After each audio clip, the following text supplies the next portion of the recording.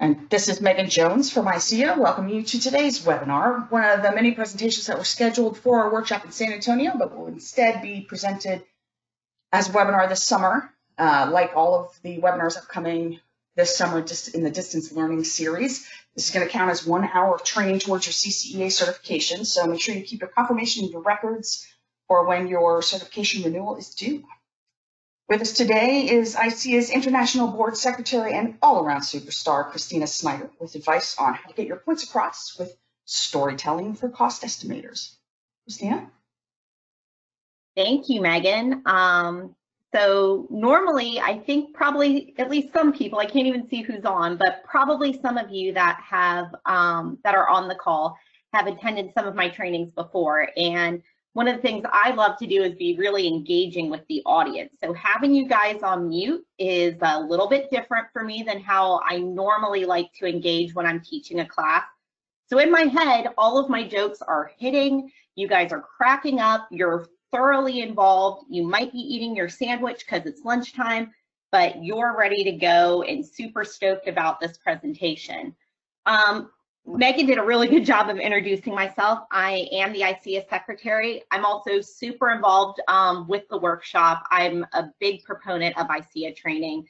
I think we really have the best and brightest in the business in cost estimating, and that the things that you guys learn at our workshop are really valuable. I know they've been to me in my practice.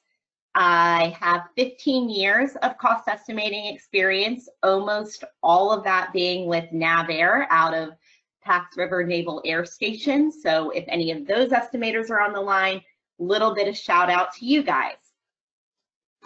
So I'm really glad we had so many people interested in this topic. I think something with a title like this, Storytelling for Cost Estimators, can seem a little weird because we don't really think of storytelling in a quantitative practice, and that's what I'd like to change.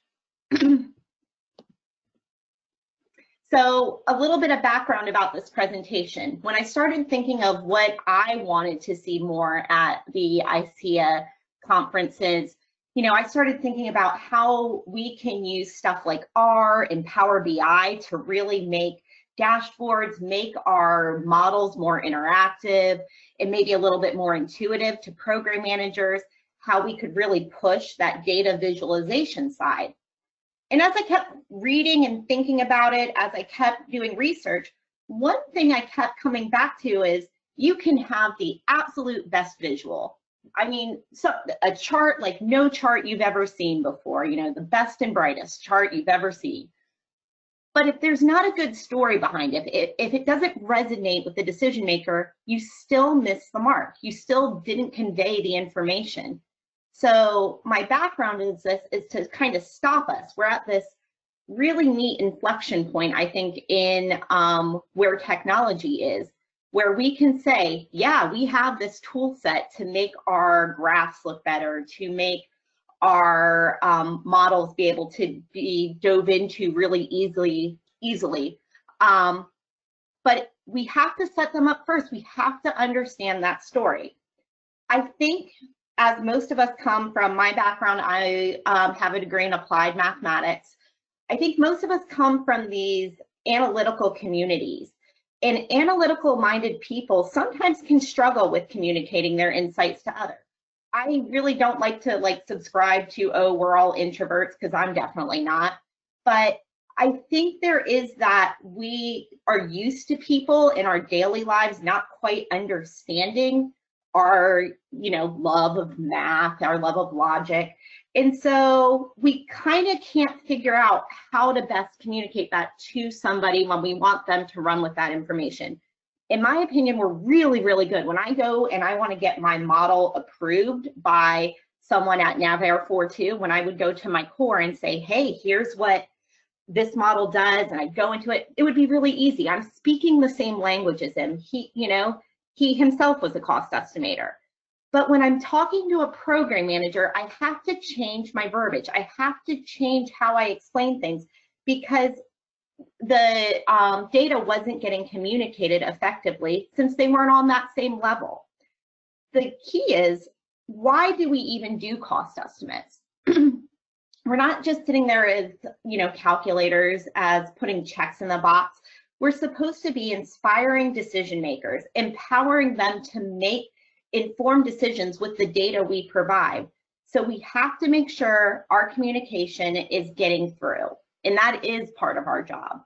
I really like this quote, and it kind of seems so funny to me. I'm talking about this being state of the art and where we should be now. But if you look, the chief economist from Google back in 2009, so we're talking 11 years ago now, said this ability to take the data, to understand it, process it, extract the value, and then communicate it, that's the hugely important skill in the next decades. So the technology is better, but having people that are guides, that are able to be strategic advisors to decision makers and explain to them what parts of the data are important for their next step, that is the magic sauce that I think we need to work on in our field right now. This is one of those slides that I just picture you guys are all laughing. You're like, hey, look at that crazy looking nerd over there. I think this is what a lot of times when we walk into a program office, what they're expecting. They just think our job is to collect data, crunch the numbers, and then just repeat it when they tell us to until death do us part. Is that really what our job is to do? Is that what is that what we're here to help with? Is that getting the most value out of us? I don't think so. I truly think a cost estimator's role was best defined in CBOC, our ICEA training. The purpose of cost estimating is to determine and communicate a realistic view of the likely outcome of cost, which can form the basis of the plan for executing the work. I mean, we've laid it out there from the beginning. That is what the job is. So yes, it's collecting data. Yes, it's crunching those numbers, but it's taking all of that information and packaging it and presenting it in a way that inspires action, that it tells them what they should do next. This last little bullet I want to kind of take some time to discuss. I say we are the guide. Sometimes I think we all can get in our role and we think we're the hero. We're Harry Potter, we're Luke Skywalker, but we're not. The decision maker, they are the ones that will be doing something with the data. They are the ones that have the action. Our job is to just give them the most information they can to make that decision and feel that they're steered in the right way. So we're not Luke Skywalker, we're Yoda. We're not Harry Potter, we're Dumbledore. And I think that's a lot cooler of a role anyway. That joke also hit. I really liked this, I kind of, let me try to hide this. There we go, I had to just move something on my screen. I really liked this description of saying we're a polymath. And when I say that, I mean, we're a person whose expertise is supposed to span a significant number of different subject areas. I cannot think of another discipline in, I work for the DoD, so in DoD projects, I can't think of another discipline where we're expected to have an understanding of so many of the other disciplines. Think about it. We have to understand scheduling and the decisions that the program manager is going to have to make with risk, with opportunities. We have to understand some aspects of the engineering side of it to say what technical readiness level projects are at to be able to say whether or not those costs seem acceptable. We have to understand the contracting process to see how the estimate will be used in negotiations. We have to understand the test side of things and what tests may or may not pass and what the repercussions of that might be in a program. I really think our role expects us to be this Renaissance person, to understand it all. We are able to take from those bodies of knowledge and solve these specific problems. To me, that really sums up what our role is.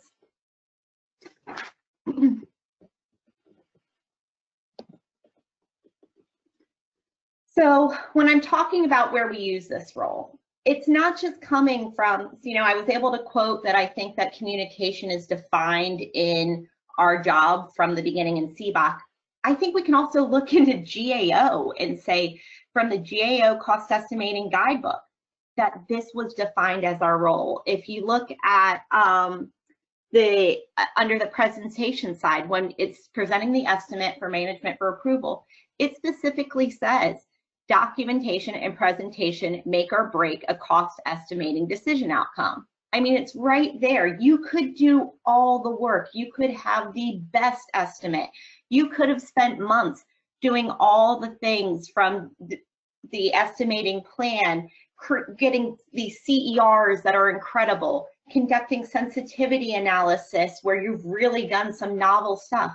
But at the very end, if your presentation doesn't hit the note, if they walk away and they don't understand what you presented, then it was all for nothing. So with that being said, how can we improve our communication? How can we get that message across? Well, we know that focusing on the quantitative aspect doesn't mean the audience will understand it unless, again, you're speaking cost estimator to cost estimator. So instead, I suggest that we use traditional storytelling techniques to engage our audience. So I'm not talking about just making fancier charts or presentation slides, although that's good. Having a good slide deck does help. But you're applying the same techniques you would do to telling a regular story with words. You're taking that information and then presenting it in a way that the decision maker knows what's expected of them and they want to do the action that your data suggested. I want to stop for a quick moment, and if we were live, this is one of the little exercises I had thought we would build in. So just for a minute, I want you guys to stop and think of the story of the three little pigs.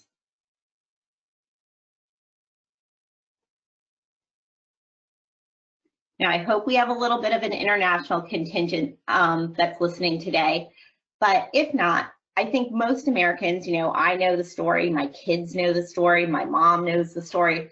We all know the story of the three little pigs. You've got three houses built out of straw, wood, and brick. Big bad wolf comes, huffs and puffs, blows, one of them stays up, right? Some version of that, every single one of you was able to get in your head. Why is that? Why did a silly little story about pigs and a wolf in building materials, why did that stick?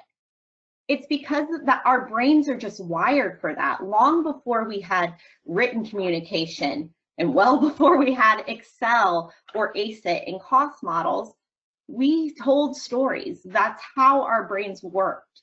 It's one of those things of evolution that made us strong as a species and able to communicate our knowledge and pass it on. So how can we set the stage to tell our data with a story structure? Well, first I want you think of the beginning of an estimate when we're talking about the things, and you need to understand what the estimate purpose is, and you're coming up with the estimated plan. This is when I would have you start asking these particular questions to set the stage. They directly come from a book that I would recommend. It's called Storytelling with Data by Cole Nessbaumer-Knaflic. If you guys are into podcasts, she also has a podcast that I love to listen to. And she does exercises which help with cleaning up graphics. So if there's one thing you guys get from this presentation, I highly recommend Storytelling with Data as a little guide for business professionals that need to communicate data on a day-to-day basis. All right, so with that being said, the questions you should ask: what background information is relevant or essential to the decision maker? And does everyone in the room, when you're making that presentation, do they know that background information? The same thing that one of the first questions when we ask to do a estimate are, how will the estimate be used? Who is the audience? You're going to ask that again. How you present a estimate to another cost estimator doing a review is different than if you were presenting it to a program manager, or especially if you're presenting it to your program manager's boss. What biases do our audience have that might make them supportive or not supportive to our message. That's a huge one. A lot of times, think about this. If you're having a budget drill that your estimate's being used for, the BFMs and the program managers might already think this program's getting a 10% cut no matter what. So if that no matter what is going to change it, that might change how you should present your data. And I have an example of that later. What data would be available that might strengthen our case? And is our audience familiar with that, or is it new? What are the risks? What factors could weaken the case? And do we need to proactively address those risks? On the flip side, what are those opportunities you might be able to capitalize on that they also might not know about? What would a successful outcome look like? This is a big one, I think, in program management of DoD projects. Is success just eventually getting a item out to the fleet, or is it within a certain time frame? Are you comparing multiple options that could go out there? Like, defining what a successful outcome is to begin with helps to define how you want to set what your presentation will show at the end. And if you only have a limited amount of time, which is normally the case as you especially go up and have maybe 15 minutes in front of the Pentagon, if you only have a limited amount of time, what does your audience need to know? And in that brief time, what would you say? So after you've kind of thought of these questions, it's in your mind, I now want to introduce the story structure. So this goes back to 1863. A German named Gustav Freytag wrote about story structure in a book called The Technique of the Drama. And basically, think of your favorite book, your favorite movie, as I walk through these steps, because I think you'll see it really kind of goes across the board. So with story structure, your first thing is you set the scene for the work. You ensure your audience is aware of the background details and the major characters. In that time, it's really good for you to let them know what their role is in the story. Remember, they're active in this part. Act 2, the complication. So that's your rising action. That's if there's any conflict or complication, you're making them aware of it and you're hooking them into the story. They have buy-in, they care about it. That complication eventually leads to Act 3, which is the climax, the peak of that change. It's the turning point in your story when that important decision will be made. That's when you're explaining to them what their decision could do. Then you have your falling action. The conflict comes to a head and it's made clear the hero will reach their goal in that reversal. And remember, we're not the hero, we're just the guide. And then Act 5, finally, you have the denouncement of resolution. That's the loose ends are all tied up and the story concludes. So like I said, you can apply that to basically any story, Harry Potter, Lord of the Rings, any story typically follows this kind of structure. So in that first step, the exposition, that's when you're giving the background to the audience as to who and the what of our estimates. It's in that first step of the GAO estimating process when we're determining the estimate's purpose and establishing who receives it. The goal in this stage is to set the plot. We make time to make sure the audience understands the who, what, and why. It's really important they understand why they're even listening to us. I want to be clear, especially if this is to a program manager and not to another cost estimator, we're not showing every minute detail. I know I can sometimes have the tendency to want to show how much work I put into my estimates. So I'll sit there and I'll screenshot every tab or, run tons of little risk analysis just to show how much data and work I've actually done. And we need to kind of check ourselves on that. We don't want to show them things that are extra. We just want them to be captivated by what it is that we're intentionally showing them. We want to involve them. Like I said, when I typically talk, I really like to be engaging. We want to make sure that we're explaining what's in it from them and what we need from them. We want to give them reasons why they're paying attention. You know, if you start seeing people fiddling on their phones or flipping to other things, obviously we can't yell at our boss's boss that they should be paying attention, but we have to think in those moments, how can we re-engage the audience to make sure they understand what we're conveying? We're just wanting to make sure they're focused on the decision that we're going to ask them to make, and that we're just helping them determine what data is important. Okay. So the next step, that rising action.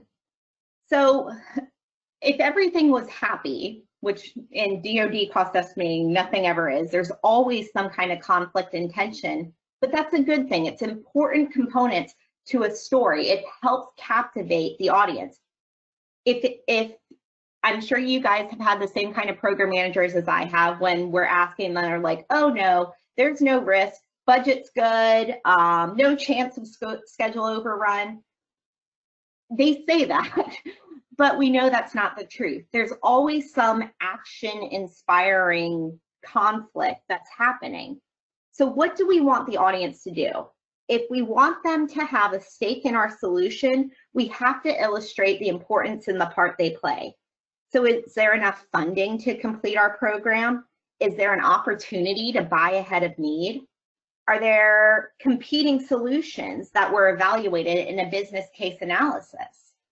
One of the pioneers in data story field, Nancy Duarte, who also has a book called Resonate and has her own podcast that I recommend, calls this rising action and tension the conflict between what is and what could be. And I really like using that. So as you're doing those estimates, we think about how often we're asked to do what if drills. We're talking about the conflict between what is and what could be. This is the audience's interest should be piqued, they should be ready to go, and we're showing them the plot points that will help solve the problem. All right, so they're aware of the problem now, they understand their role, and now we're going to help put us into their shoes to figure out what action we want them to take and how do we motivate them. So we introduced a conflict and potential what could be. Now we convince them that they should walk away from our presentation completely ready to do something. They feel empowered, our story resonated with them, and they want to go forward with this. This is when we can bring forth any data that clearly demonstrates the problem, and then articulate what happens if no action is taken or if no changes are made. So if budget gets taken away, this is clearly what happens. Okay.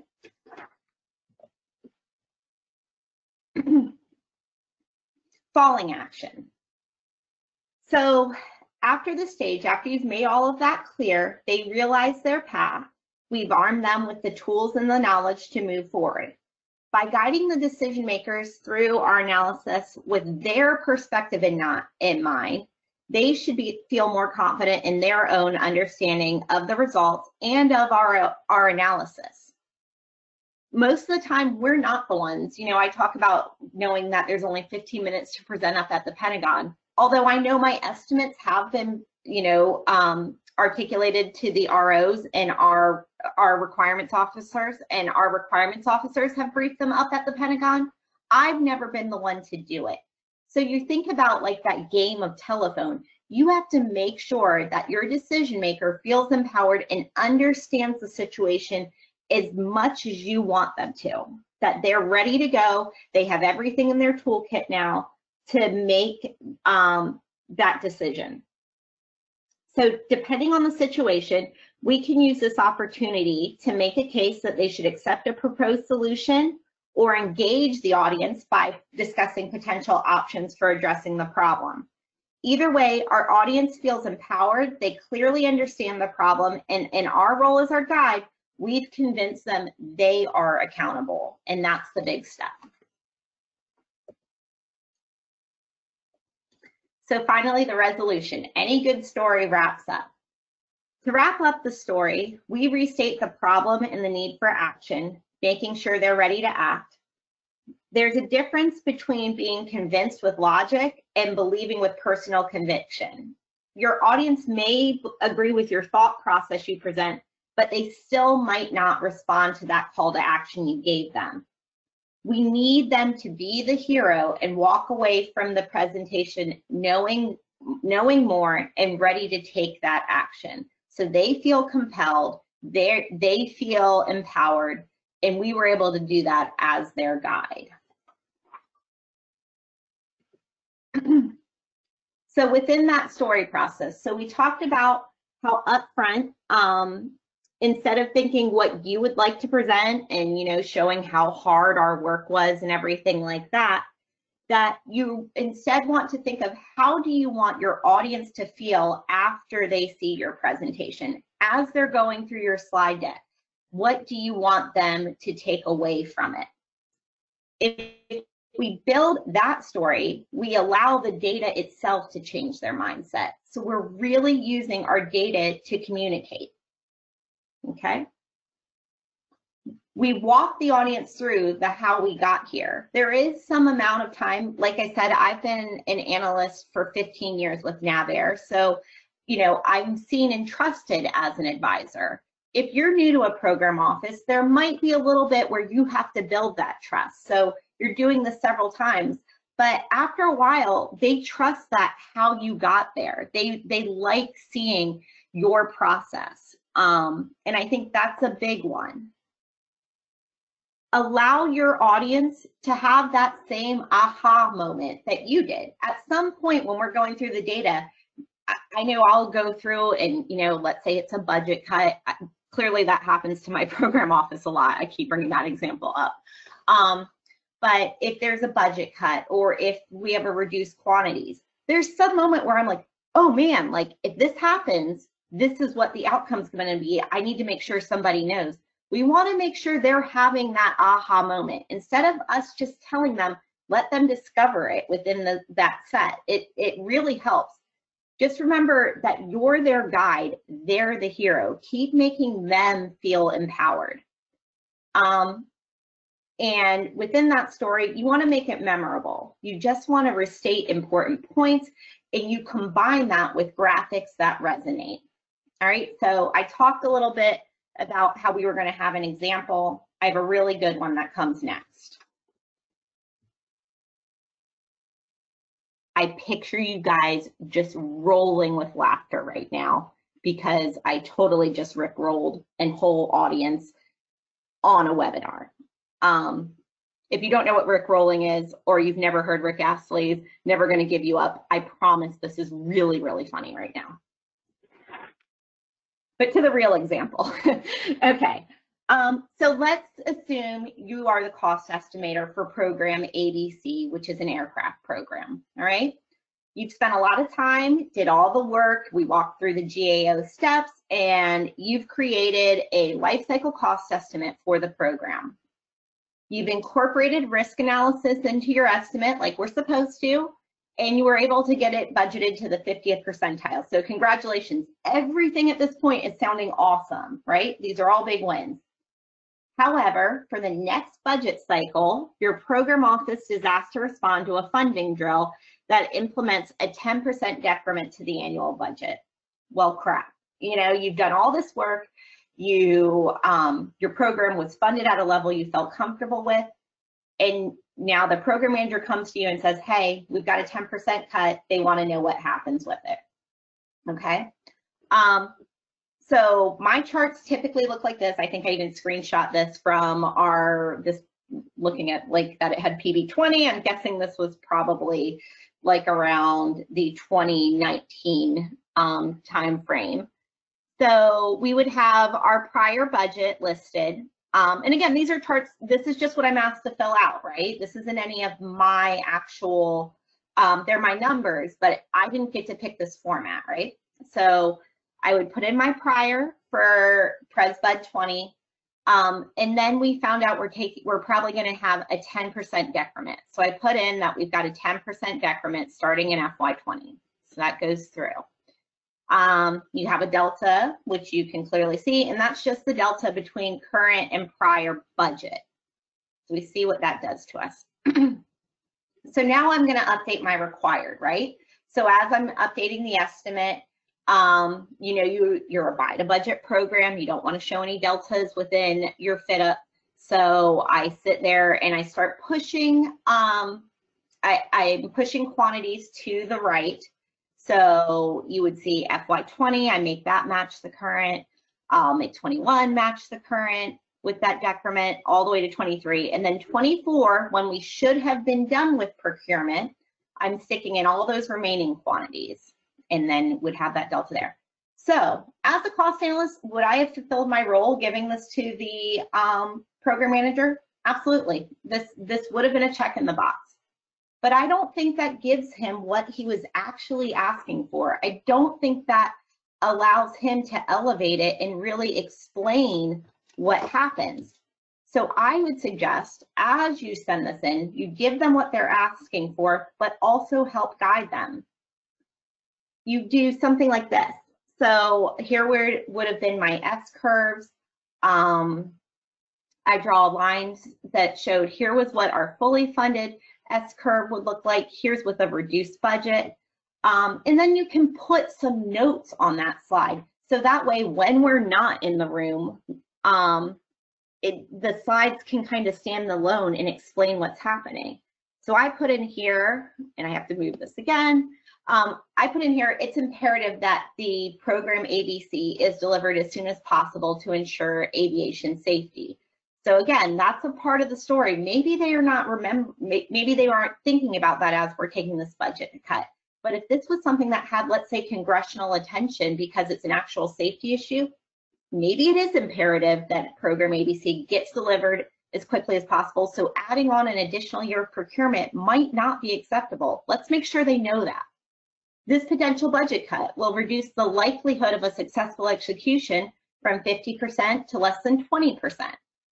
More than likely, the loss of funding in FY20 to 23 would result in a higher unit cost and most likely push the full fielding of the product out an additional year. You've laid it all out there. So instead, and I'm going to go back to the previous slide, if it'll let me move that again. On the previous slide, I'm not taking that away from here. You know, I don't think this is just numbers. This is just, you know, their financial managers kind of checking and saying, oh, okay, we'll add an extra year. And that might be what happens in the end anyway. But at least if you show them this next slide, there's no question that they understand what the impact is to that budget cut. So I'm almost wrapping up. It looks like we'll end up having a lot of time for questions. We've got about 12 minutes left. But some last tips and tricks that, as I was doing a lot of research for this, that I thought would be helpful for you. Anytime you make a graph, you have to know exactly what it means because you're the one who created it. And most of the time, somebody else who's trained in data analysis or cost analysis would also be able to know exactly what it means picking it up. But does a new viewer have the context to understand it? If not, maybe you need to add in some of those context clues so that way they can. When someone asks for a data or a graph, get the context of the so what, so you'll be able to be more efficient. Again, I could have been asked to just fill out that chart, put in the numbers, and then be done with it. But I understood the context of what it was going to be used for, so I tried to also provide information that I thought was pertinent that would help that decision maker be more efficient.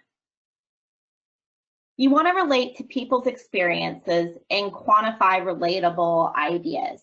A lot of the times the projects we work on are really cool things and they're really important things, or else they wouldn't be paying for cost analysts to be a part of the team.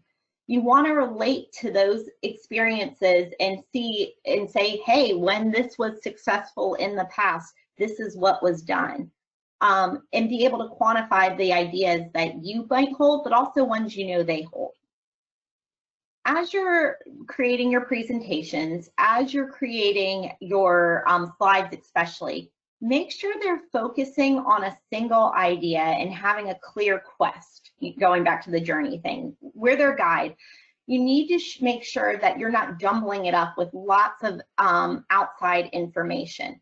So while we might want to, screenshot everything that was in our models and throw it into our presentations, it sometimes can take away from what we're actually trying to express. So make sure you have that editing eye when you're going through it. In that same respect, keep it simple and show the story in a way that the cues explain themselves. So you're going in a linear fashion. You can choose to have a bluff. I don't mind putting your bottom line up front. A lot of times decision makers like that, but build that into how you tell your story.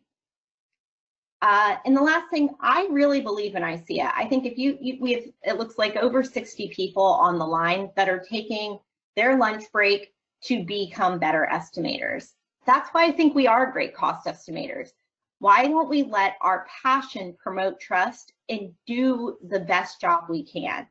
I heard a really great quote on another podcast that I listened to that was talking about the person would trade an enthusiastic or trade 5 IQ points for more enthusiasm. We can show how exciting our data is if we let that passion in cost estimating promote that we know what we're talking about. So in summary, as I've had this whole thing about stories, I want to bring up this quote from Game of Thrones because I thought it was awesome, and that's one of the best stories in recent times. What unites people? Is it armies, gold, flags? Stories. There's nothing in the world more powerful than a good story. Nothing can stop it. No enemy can defeat it. And with that, I'm ready for questions. So Megan, did we get any? Sorry. I had myself muted. Our wonderful Samwise Gamgees and Emmett Brown seem to have absorbed. You've made your point, I think, in fitting with your presentation. We do have. We just did get a new question. Can you give us the names of those podcasts that you've been listening to? Yeah, absolutely. I probably should have had them in my paper. I do list them. So Storytelling with Data is the one by Cole Nussbaumer-Knaflic. She has her own website where, again, it's really cool. It allows people to, she'll give challenges of data, and you can see how different people show that data. And there's it's a really awesome community of working back and forth. And then she has people come on her podcast and talk about what they've done. And then the other one is Nancy Duarte, Duarte, and one of her books is actually free online as well. So I highly recommend looking up both of those. For relevant to this, and we've had a couple of people ask this question, these slides will be available, as will Christina's paper, on the ICEAonline.com/DLS page as of tomorrow. We're also recording today, so if one of your colleagues wasn't able to make it, you can be able to send them the link to watch this at their leisure. We did just get another question, which I am going to turn the mic on for Peter Braxton. Let me see where, or I'm not, because he's not on here. But we have one more question. Paul Carey, you are unmuted, sir. Why don't you go ahead? Good afternoon. So I've never seen a wrap-up or a summary slide in a brief. How do you then come to your point or make your point or lead them, not lead them, but how do you tell them that they've arrived at your destination? Maybe it's a style question. It just seems that 4.2 briefs don't do what you're saying the conclusion of a story would be? Yep, no, that's a great question. And so, yeah, so I kind of got a smile as you're saying that, because for those that don't know, Paul Carey actually works for NavAir. So we run in the same program office, but we do share, our leadership would be similar. So Paul, as you know, Mr. Kurtz especially loves to have a bluff slide, is one of the things. And he wants to know from the get-go, what is it that he's going to see? So on that bluff, as you're designing it, that is your summary. Now, it's unfortunate, I don't like that in story structure, having that right up front, because I think it takes away from that aha moment.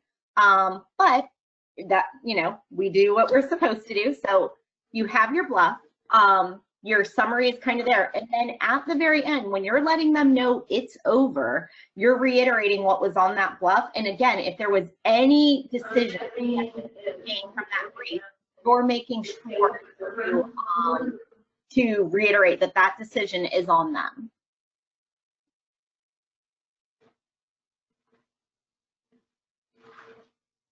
Does that help you, Paul? Yes, thank you. Excellent. All right, thanks so much. Peter Braxton, I was able to find your listing, so let's go back to you. Peter. Good afternoon, Megan. Good afternoon, Christina. Great presentation.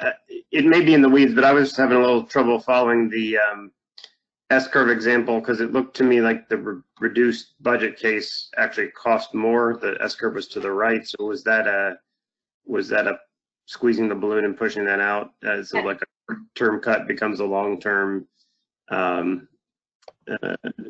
you know, cost growth, cost and schedule growth. Yeah. Yep, exactly, Peter. And it was one to let you know, this was a made up example. I didn't want to have to go through and get NavAir approval to use any of my real program numbers. However, I'll let you know, this is definitely one that happens a lot to me, is that we will have cuts over our fit up, and therefore, as we normally buy to budget, it pushes it out an additional year, which normally adds on additional staffing and program office support of that year. So having that last year end up being more expensive, and having that cut cost you in the long run more than you saved happens to us a lot, actually. Okay, great. Thanks for the clarification.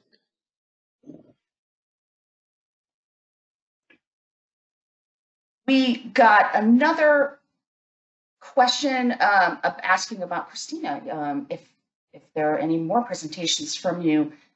If anyone here is not familiar with the ICEA archives, if you go to the ICEA website, there's a banner or a button on the rotating carousel on the top that looks like a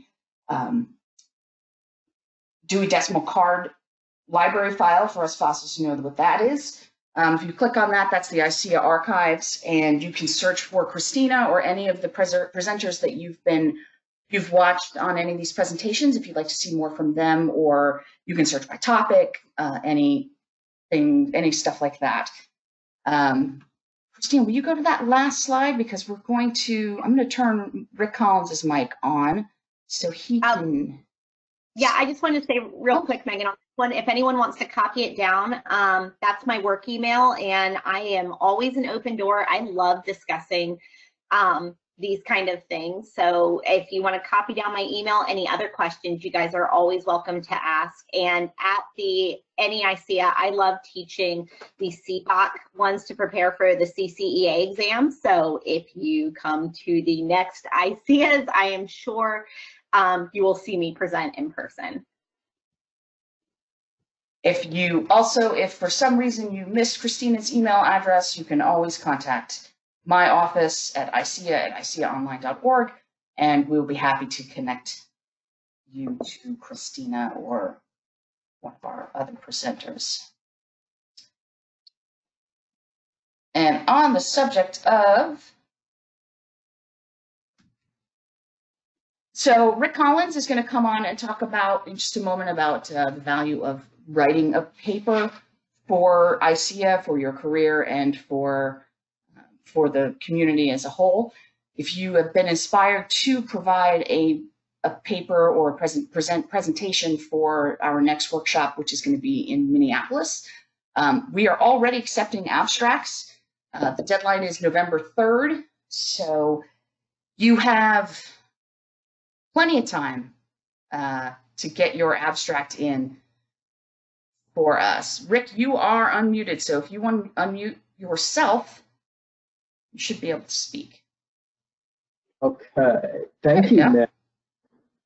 Thank you very much, Megan. Thanks, Christina. Great presentation, as always.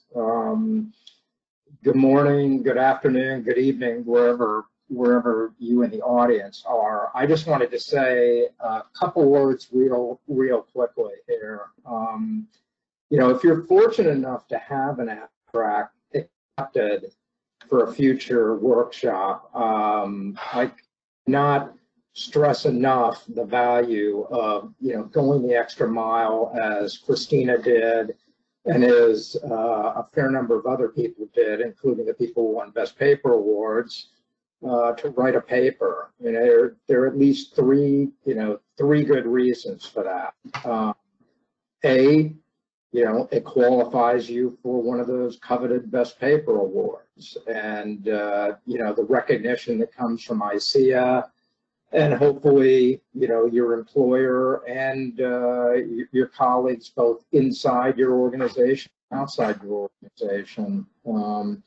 Second thing is the process of authoring a paper, I really think is an invaluable learning experience, and the kind of learning experience that can set you apart from your colleagues. I think technical writing is becoming kind of a lost art. You know, I think Christina's presentation on telling a story is real useful, and there's telling a story in briefing charts, but there's also, you know, telling a story in full sentences. And I think that you know, forcing yourself to write a paper and do exactly that is tremendous practice for, you know, effectively conveying your thoughts in writing. And then finally, you know, the third reason that I